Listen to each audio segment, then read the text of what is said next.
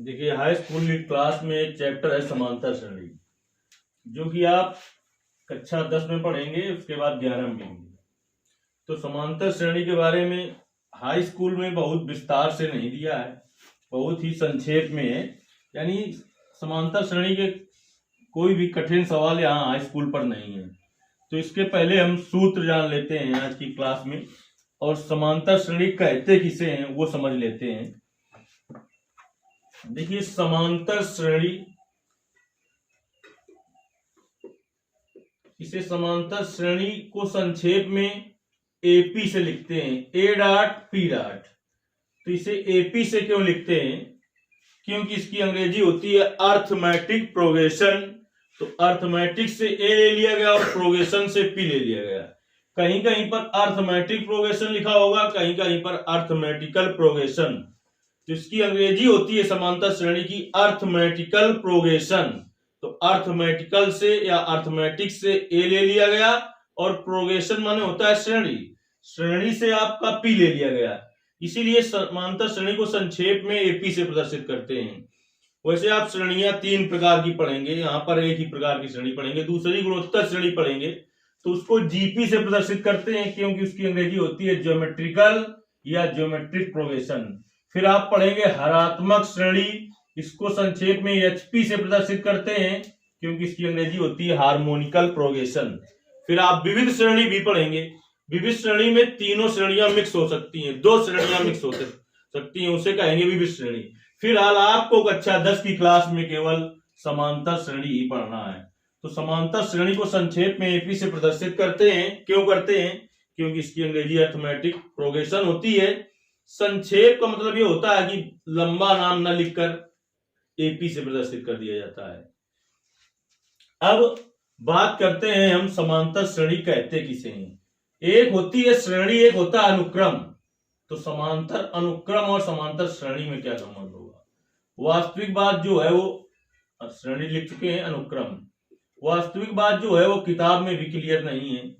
जब कामा लगाकर लिखा जाता है तो अनुक्रम होता है, चाहे वो समांतर हो, गुणोत्तर हो, हरात्मक हो। प्लस या माइनस के चिन्ह से संबंधित कर दिया जाए तो श्रेणी होती है। पहले हम बात करेंगे समांतर श्रेणी कैसे कहते हैं। ऐसी श्रेणी या अनुक्रम, ऐसी श्रेणी या अनुक्रम जिसके प्रत्येक पद में समान संख्या जोड़ी या घटाई जाए, इस प्रकार से जो उपलब्ध अनुक्रम होता है समांतर अनुक्रम, और जो श्रेणी होती है वो समांतर श्रेणी कहलाती है। ऐसी श्रेणी या अनुक्रम जिसके प्रत्येक पद में या तो समान संख्या जोड़ी जाए या घटाई जाए, इस प्रकार से उपलब्ध जो श्रेणी होती है उसे कहते हैं समांतर श्रेणी या समांतर अनुक्रम। कामा लगा के लिखा होगा तो समांतर अनुक्रम, प्लस या माइनस के चिन्ह से संबंधित होगा तो समांतर श्रेणी। तो देखिए, यहां पर हम बात ये करते हैं समांतर श्रेणी की। तो कुछ उदाहरण लेते हैं। जैसे लिखा है 1, फिर है 3, फिर है 5, फिर है 7, फिर है डॉट डॉट। वास्तव में डॉट डॉट डॉट कह देते हैं हम, लेकिन कहीं पर भी हो, ये श्रेणी में हो या कहीं पर हो, डॉट 3 बार केवल बनाया जाता है। तो ये समांतर है कि नहीं जानने के लिए दिया गया अनुक्रम, ये अनुक्रम है, एपी की शर्त लगाते हैं। एपी की शर्त क्या होती है? एपी की शर्त T2 माइनस T1 बराबर T3 माइनस T2। थोड़ा डाउट हो तो और चले जाते हैं, यहां से बिल्कुल क्लियर हो जाता है। T4 minus T3। अगर ये तीनों का मान बराबर है, अधिकांशतः इतने से पता चल जाता है, लेकिन कभी कभी 3 पदों तक समांतर होती है, चौथे पद से का समांतर ना हो, इसलिए ये भी ले लेना चाहिए। T1 माने पहला पद, T2 माने दूसरा पद, T3 माने तीसरा पद, T4 माने चौथा पद। यानी टर्म माने होता है पद, इसलिए टी से लिखा जाता है। T2 का मान कितना है? 3 माइनस T1 का मान 1, T3 का मान 5 माइनस T2 का मान 3, T4 का मान 7 माइनस T3 का मान 5, 3 माइनस 1 2, 5 माइनस 3 2, 7 माइनस 5 2। अगर बराबर है तो दिया गया अनुक्रम काहे में है? एपी में है। और बराबर नहीं है तो दिया गया अनुक्रम एपी में नहीं होगा। दिया गया अनुक्रम एपी में नहीं। ये अनुक्रम है, कहे इसके संगत श्रेणी लिखो। तो 1 धन 3 धन 5 धन 7 धन डॉट डॉट, ये हुई क्या श्रेणी। वास्तविक बात करें कैसे देते हैं समांतर श्रेणी, हम किताबों में भी लिखा है। वास्तविक बात ये समांतर श्रेणी है, ये समांतर अनुक्रम है। अब कोई और दिया होगा तो समांतर है कि नहीं, जैसे कि ये बात नहीं कि जुड़ा ही हो। मान लो लिखा है 21, फिर लिखा है मान लो बढ़ रहा है, कभी घट भी सकता है। मान लो जैसे 20 लिखा है, फिर 17 लिखा है, फिर 20 में कितना कम किया हमने, ये हम बना रहे हैं इस क्वेश्चन, वैसे किताब में देगा कि बताइए निम्न अनुक्रम एपी है कि नहीं। 14 11 ऐसे डॉट डॉट करके दिया होगा। अब इसको चेक करना एपी है कि नहीं है। तो एपी की शर्त क्या होती है, एपी की शर्त अभी लिखा T2 माइनस T1 बराबर T3 माइनस T2, और जब डाउट हो थोड़ा तो T4 माइनस T3 भी लगा दो। तो बोलो T2 का मान 17 माइनस 20, होश में हो जाओ। T3 का मान 14 माइनस 17, T4 का मान 11 माइनस 14। तो 17 माइनस 20 क्या आएगा, -3, प्लस का 14 और माइनस का 17 -3, 11 माइनस 14 क्या आया। तो ये क्या है, अनुक्रम, समांतर अनुक्रम है। और तुमसे प्रश्न में ऐसा कहेगी बताइए निम्न श्रेणी समांतर है कि नहीं, तो तुम लिख दो श्रेणी। लेकिन वास्तविक जो बात है वो हमने बता दी, कामा लगा के लिखा होगा तो अनुक्रम कहते हैं, प्लस या माइनस के चिन्ह से संबंधित हो तो श्रेणी है। तो ये दिया गया अनुक्रम एपी में है, किसमें है, एपी में। जैसे ऐसे लिखा हो, एक और ले लेते हैं उदाहरण जिससे बिल्कुल क्लियर हो जाए कि कौन सा अनुक्रम एपी में होगा कि नहीं होगा। जैसे 20 लिखा है मान लो, फिर 18 लिखा है, फिर लिखा है 15 कामा 11 कामा डॉट डॉट। तो एपी की शर्त, एपी की शर्त लगाओ, पता चल जाएगा एपी में है कि नहीं। T2 माइनस T1 बराबर T3 माइनस T2। तो क्या है 18 माइनस 20 बराबर 15 माइनस 18। इतने से पता चल जाएगा, आगे लगाओ या ना लगाओ। तो क्या आ जाएगा -2 बराबर -3, -2 -3 के बराबर है क्या। तो यहां पर लिखेंगे चूंकि T2 minus T1 does not equal to T3 minus T2, अतः दिया गया अनुक्रम एपी में नहीं है। ये एपी में क्यों थे, क्योंकि T2 माइनस T1 बराबर T3 माइनस T2। इसमें दोनों में लिखेंगे चूंकि T2 माइनस T1 बराबर T3 माइनस T2, अतः दिए गए अनुक्रम ये दोनों कहे में थे एपी में। इसमें T2 minus T1 does not equal to T3 minus T2, अतः दिया गया अनुक्रम एपी में नहीं है। ऐसे चेक करते हैं समांतर श्रेणी है कि नहीं। परिभाषा क्या बताई वो फिर से सुन लो। देखिए यहां पर आपने देखा प्रत्येक पद में समान संख्या जोड़ी गई, इसमें समान संख्या घटाई गई। तो समान संख्या जोड़ने या समान संख्या घटाने से जो प्राप्त होता है उसे कहते हैं समांतर श्रेणी। तो समांतर श्रेणी को संक्षेप में एपी से प्रदर्शित करते हैं। ये समांतर श्रेणी है कि नहीं ये जानने की बात हुई। अब समांतर श्रेणी के सूत्रों में आते हैं, थोड़ा जान लेते हैं कि जो समांतर श्रेणी का प्रथम पद होता है बेटा, प्रथम पद, उसे हमेशा स्मॉल ए से प्रदर्शित करते हैं। सर्वांतर जो होता है, सर्वांतर, इसी को कहते हैं पदांतर, और इसे स्मॉल डी से लिखते हैं। T2 माइनस T1 होता है। पदांतर क्या होता है, पदों के बीच का अंतर कहलाता है पदांतर। जैसे आपने फिजिक्स में पढ़ा होगा विभवांतर, डेल्टा V बराबर V2 माइनस V1। विभवों के बीच के अंतर, विभवों के बीच का अंतर विभवांतर कहलाता है, पदों के बीच का अंतर पदांतर कहलाता है, जिसे हम सर्वांतर कहते हैं। D बराबर क्या होता है, T2 माइनस T1। पदों की संख्या को, पदों की संख्या को n से लिखते हैं, पदों की संख्या को n से लिखते हैं।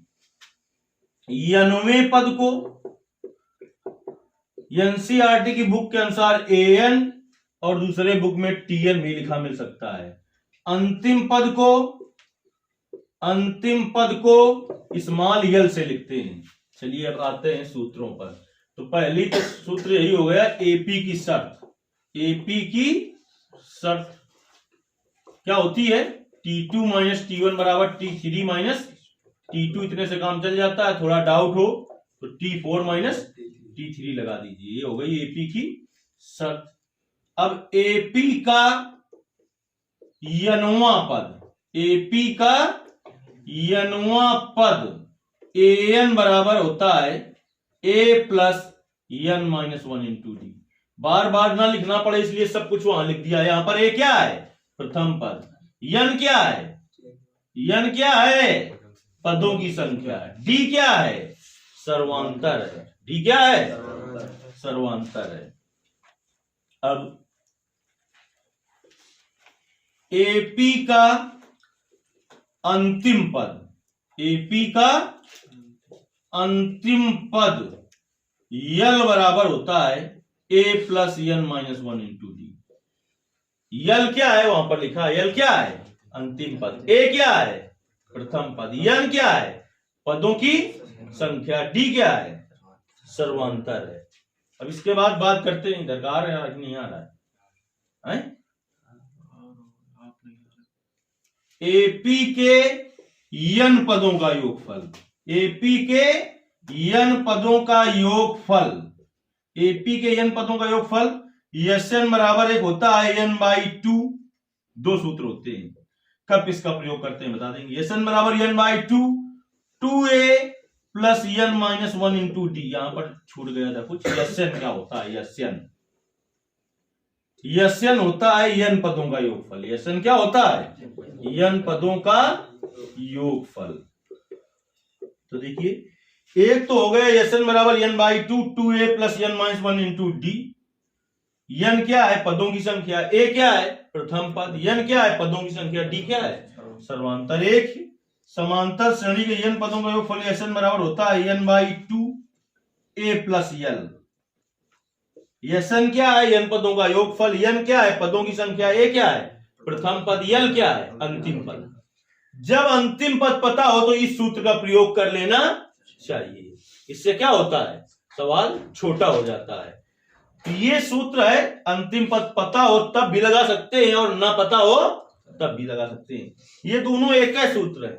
कैसे एक ही सूत्र है, यल का मान रखो यहां पर, यल बराबर ये लिखा है तो रखो यहां पर, देखो रखो वही आ जाएगा। Sn बराबर n/2 a, पहले से यल का मान रखो। यल बराबर क्या है, ये लिखा है, बताओ क्या है, a plus n minus 1 into D. तो देखो क्या आ गया, Sn बराबर, Sn बराबर क्या आ गया, n/2 a प्लस a हो गया। a plus a 2a plus ये लिखा n माइनस 1 इंटू डी। जो पहले था वही आ गया कि नहीं आ गया। अब देखिए दो सूत्र हम आपको एक्स्ट्रा बताते हैं जो हाई स्कूल में नहीं है। सूत्र दिए हैं सवाल लेकिन इससे दिए हैं, तो सूत्र नहीं पता होते तो वही सवाल बड़ा लंबा कर देते हैं, जबकि सवाल बिल्कुल छोटे हैं। तो देखिए एपी का आदि, आदि माने होता है प्रारंभ। आदि माने एपी का आदि, आदि से आरवां पद। एपी का आदि से आरवां पद होता है a plus r minus 1 into D. आदि माने होता है प्रारंभ, और एपी का अंत से कहे या अंतिम से कहे, से आरवां पद, आरवां पद होता है l minus r minus 1 into d. L है अंतिम पद, डी है सर्वांतर। r क्या है, जैसे कहे एपी का अंत से 20वां पद तो r का मान 20 हो जाएगा। कहे एपी का अंत से 25वां पद तो r का मान 25 हो जाएगा। अगर प्रारंभ से कहे तो प्रारंभ का तो पता है पहले से ही। अब देखिए यहीं से एक सवाल ऐसा आ सकता है कि सिद्ध कीजिए, मोस्ट इंपॉर्टेंट क्वेश्चन है, सिद्ध कीजिए कि एपी का आदि और अंत से आरवें पदों का योग प्रथम और अंतिम पद के योग के बराबर होता है। सिद्ध कीजिए एपी का आदि और अंत से आरवें पदों का योग प्रथम और अंतिम पद के योग के बराबर होता है। तो सवाल हल करेंगे कैसे। माना एपी का प्रथम पद a, सर्वांतर d और अंतिम पद यल है, तब एपी का आदि से आरवां पद a plus r minus 1 into d, उस सवाल को सिद्ध करना है तो इसको समीकरण 1 डाल देंगे। फिर एपी का अंत से आरवां पद बराबर l minus r minus 1 into d, समीकरण नंबर 2 डाल देंगे। समीकरण 1 और समीकरण 2 को जोड़ने पर तो क्या आ जाएगा, एपी का आदि से आरवां पद धन एपी का अंत से आरवां पद, जब जोड़ोगे तो ये माइनस का है ये प्लस का है, कट जाएगा तो कितना बचेगा, ए प्लस यल। ए क्या है, प्रथम पद, यल क्या है, अंतिम पद। तो सिद्ध हो गया कि एपी का आदि और अंत से आरवें पदों का योग प्रथम और अंतिम पद के योग फल के बराबर होता है। ये प्रथम पद है, ये अंतिम पद है, बीच में क्या है प्लस, तो प्रथम और अंतिम पद के योग फल के बराबर है क्या, एपी का आदि और अंत से आरवें पदों का योग। फिर से सुन लो क्या लिखोगे भाषा, माना एपी का प्रथम पद ए, सर्वांतर डी और अंतिम पद यल है, तब एपी का आदि से आरवां पद a plus r minus 1 into d, समीकरण नंबर 1। एपी का अंत से आरवां पद l minus r minus 1 into d, समीकरण नंबर 2। तो समीकरण 1 और 2 को जोड़ा तो क्या आ गया, ए प्लस यल। ए क्या है, प्रथम पद, यल क्या है, अंतिम पद। तो इस प्रकार से सिद्ध हो गया कि एपी का आदि और अंत से आरवें पदों का योग प्रथम और अंतिम पद के योग के बराबर होता है। अब हम समांतर श्रेणी पढ़ रहे हैं तो कोई चीज पढ़ते हैं तो उससे फायदा क्या होता है, जैसे ऊंचाई दूरी पढ़ते हैं तो उससे क्या फायदा है, किसी पेड़ में चढ़े बिना हम उसकी ऊंचाई बता सकते हैं, किसी इमारत में चढ़े बगैर हम उसकी ऊंचाई बता सकते हैं, किसी समुद्र की लंबाई चौड़ाई नापनी है इस तरीके से तो ऊंचाई दूरी से ज्ञात कर सकते हैं। तो इससे क्या फायदा है, बहुत छोटा उदाहरण लेते हैं और समझ जाएंगे आप कितना फायदा है। अगर समांतर श्रेणी ना पता होती और हम आपसे कहते 1 से 100 तक की संख्याओं का योग बताओ, तो आप कम से कम 30 मिनट 40 मिनट 1 घंटा तक जोड़ते, फिर का गलत कर देते। जबकि सूत्र पता है तो देखिए 1 से 100 तक की संख्याओं का योग क्या होगा, 1 से 100 तक की संख्या को पूछ रहा है, यानी 1 धन 2 धन 3 धन डॉट डॉट 100 तक, 1 से 100 तक की संख्याओं का योग कितना होगा। तो आपको क्या क्या पता है इसमें बताओ, प्रथम पद पता है कितना है 1, डी निकालना चाहो तो डी पता है। अब योग फल के 2 सूत्र होते हैं लेकिन हमें अंतिम पद पता है, तो अंतिम पद पता है तो कौन वाला सूत्र लगाएंगे। अब 1 से 100 तक कितने पद होंगे, लगातार पद लिए गए, कोई हटा तो नहीं है। 1 से 100 तक कितने पद होंगे 100, अंतिम पद कितना है यल 100। तो योग फल का सूत्र भी यही होता है, यस एन बराबर n/2 a प्लस यल। तो यस एन का मान 100 बराबर 100/2, a का मान 1, यल का मान 100, 2 का भाग दो 100 में 50, 100 धन 1 101, 5 का गुणा करो 5 गन्नम 5, 5 शून्यम 0, 5 गन्नम 5 और 1 0, ये वाला 5050 होगा केवल 1 से 100 तक की संख्याओं का योग। जितनी देर इसमें लगाया है इतनी ही देर में हम ज्ञात कर लेंगे 1 से 1 लाख तक की संख्याओं का योग, इतनी ही देर में हम ज्ञात कर लेंगे 1 से 1 करोड़ तक की संख्याओं का योग। लेकिन अगर समांतर श्रेणी ना पता होती और हम आपसे केवल इतना कह देते कि 1 से 50,000 तक की संख्याओं का योग फल ज्ञात करो, तो एक रजिस्टर आप आधा भर देते, फिर भी योग सही हो जाए इसकी कोई गारंटी नहीं थी। यह फायदा है इस श्रेणी पढ़ने से, यानी बहुत बड़े बड़े आंकड़ों को आप बड़ी छोटे रूप में और आसानी से बहुत ही कम समय में कर सकते हैं। जैसे हम कहते हैं 1 से 1 करोड़ तक की संख्याओं का योग, तो हम इसमें ज्यादा से ज्यादा टाइम लेंगे तो 1-1.5 मिनट का लेंगे, और वैसे हम कह दें तो 4-5 दिन नहीं ज्ञात कर पाओगे, और रजिस्टर बार बार गलत करोगे, कै पेज भरोगे, 100 तक जोड़ोगे पहले तो इतना होगा, फिर जोड़ोगे और 1 करोड़ पहुंचना है तो कितनी दिक्कत होती। इसलिए श्रेणी पढ़ने से ये सब फायदा है। तो हर चीज जो आप गणित में पढ़ते हो, बहुत सारे लोग ऐसा कहेंगे कि आप गणित पढ़ते हो इसका आगे कहीं उपयोग नहीं, कहते हैं कहीं sine square theta plus cos square theta कहां लगाएं। तो गणित की हर चीज का उपयोग है, उपयोग आपको समझना है। इतना उपयोग है कि आप उसमें कुछ नहीं कर सकते हो। जैसे कि बहुत बड़ी एक नहर हो, उस पर आप नहीं जा सकते हो लंबाई और चौड़ाई मापने, तो कोण पता हो जैसे एक पेड़ की ऊंचाई नापनी है, तुम सोचो कि बिना चढ़े कैसे नाप लेंगे, कैसे नाप लोगे? जब पेड़ है उसकी परछाई जमीन पर बन रही होगी और हमें पता होगी कितने अंश का उन्नयन कोण है, कोण पता है, परछाई पता है, तो ऊंचाई नहीं ज्ञात कर लेंगे क्या? ऐसे ही सवाल हल करते हैं तो बिना चढ़े पेड़ पर उसकी हम क्या बता सकते हैं? ऊंचाई बता सकते हैं। तो ये सब फायदा ऊंचाई दूरी से है। ऐसे हर चीज में फायदा उसका है, लेकिन उसका उपयोग है आपको समझना होगा क्या उपयोग है। कर लीजिए फिर उसको।